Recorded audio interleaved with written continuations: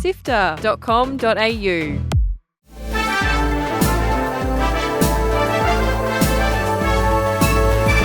Hi, I'm Mitch Lowe.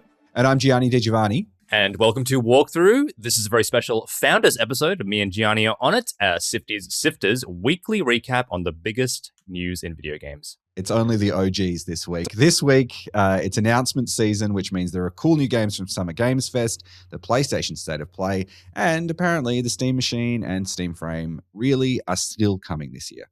Here is the news for Sunday, 7th of June, plus all the upcoming games launching this week. Let's go. Join the SIFTER community on Discord at sifter.com.au/Discord. It's Le Festival de Jeff as Summer Games Fest returns for another year with updates and new announcements for a stack of games. Let's head to a galaxy far, far away. Star Wars Galactic Racer got a new storyline trailer. Let's be honest, we mostly care about ripping through alien planets and breakneck speeds as it races to the finish line on the 6th of October. Now that is pod racing. And tactical strategy game which has my name and Adam's name all over it. Star Wars Zero Company is coming from EA and Bit Reactor. You'll amass a crew of your favorite Star Wars characters, droids, clones, Mandalorians, aliens, and Jedi. Command your troops through a large story mission. Now, never tell me the odds, but I've got my fingers crossed for this one when it arrives on the 27th of August. And the last chapter in Final Fantasy VII's Remake series has a name. It's called Revelation. Take to the skies in the Highwind airship. Sid and Vincent will join the party, and you'll chop that one-winged angel in half once and for good when it releases on all platforms simultaneously. Plus, if you can't get enough of FF7, Tifa will punch her way into Street Fighter 6 as well. The team behind Cuphead, Studio MDHR, are making two brand new Cuphead games. The first one is a classic hand-animated game like the original, but we didn't get a look at that one yet. And the next is an 8-bit retro platformer for the Sega Master System and will even launch on a retro cartridge. genAtlas is a third-person shooter from Fumito Ueda, the developer behind Shadow of the Colossus and Ico. It's vibesy and moody, and I reckon this one will be a cult classic. All right, let's rip through a couple more. All these games don't have fixed release dates yet, so fair warning. Resident Evil Code Veronica is getting a modern remake. Stoked for that one. Alien Isolation 2 is on the way. One of the best adaptations to the spooky universe. SIFTER's Roy will be so keen for that one. And Platinum Games, the makers of Nier Automata and Bayonetta, are making the TMNT The Last Ronin video game as well, which is a great idea. I'm really keen to see if they change which turtle ends up being the last Ronin. And here is another big-ticket news moment this week. PlayStation's June State of Play brought us over an hour of game announcements. Easily my highlight of the reveal was the next entry in the God of War franchise, God of War Laufey, not to be confused with the very award-winning artist. In a whopping 20-minute gameplay reveal, we learned that Kratos' wife, Faye, didn't pass on as peacefully as we thought. Turns out she got smash cut right into a sort of in-between hell for dead gods, and she has to fight them all. I'd actually need to get one of those PS5 things for this one, or maybe go steal Fiona's. A new studio is taking on the Until Dawn series, with Until Dawn 2 coming from Fire Sprite Games.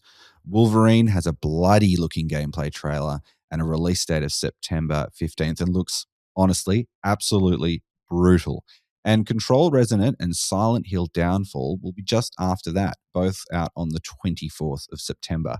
Now, one that I'm really keen for is Tomb Raider Legacy of Atlantis. That game links the reboot trilogy to the original games, but that one has been pushed back to early next year and will now be out on the 12th of February 2027. More importantly, well, if you ask Nom at least, Rayman Legends is being remade into Rayman Legends Reborn, and that's on the 1st of October. Again, like the Summer Games Fest, there are loads of other cool games that got announced, and you can check out the show notes for the full list. Last week, we reported on the changing prices for Steam Decks. This week, Valve have confirmed that the highly anticipated Steam Machine and Steam Frame will be shipping in the next few months, but still no prices.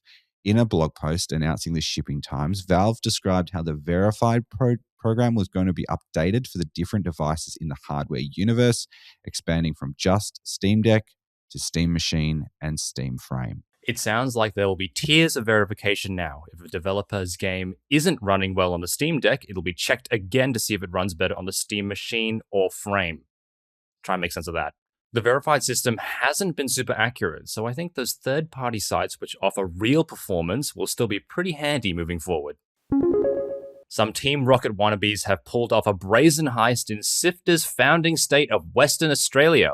Thieves have allegedly nicked a car and used it to ram raid a local Toymate store and making off with approximately $7,000 Australian worth of Pokemon cards. I really hope they don't pull any super rare cards that would potentially boost their profits above that. And maybe it's just a whole lot of energy and trainer cards. Let's just hope. The incident adds to like an alarming trend of like game store and card store robberies in the last 6 months or so. They happen in WA, they happen in Victoria, they're happening all over. It's organized crime that's involved with this because they're something small and portable and they have a lot of money. So if you're looking to knock something over, it might be something that they're targeting. So it's something that police are definitely looking into.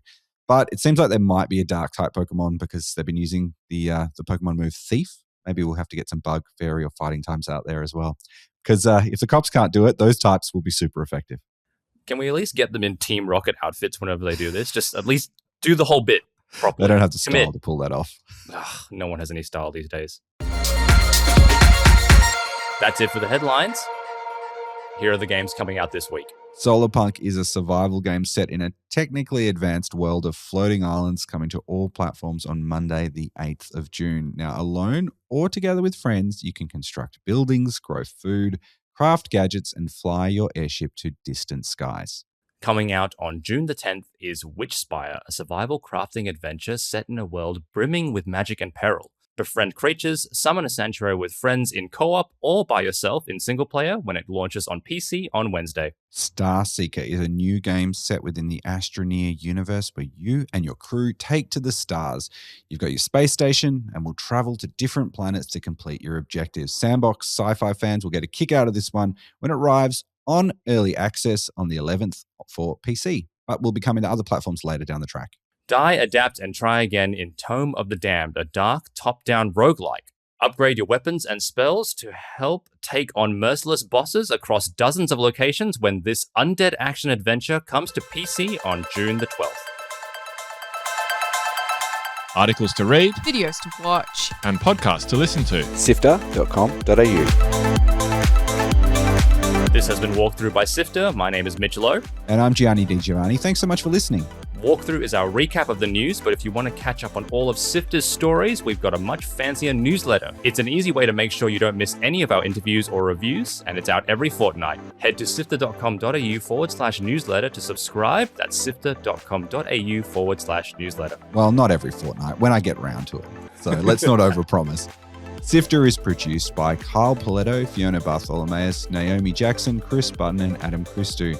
Mitch Lowe, who's my co-host on this episode, is senior producer and will be editing this episode. Kat Jan is our senior and social producer, and my name is Gianni Di Giovanni. I'm SIFTER's executive producer and script editor. Thanks to Brian Fairbanks from Salty Dog Sounds for composing the Walkthrough theme tune, and Audio Technica Australia and Apple for their support of SIFTER's podcast. We'll be back with more news next Sunday. See you then.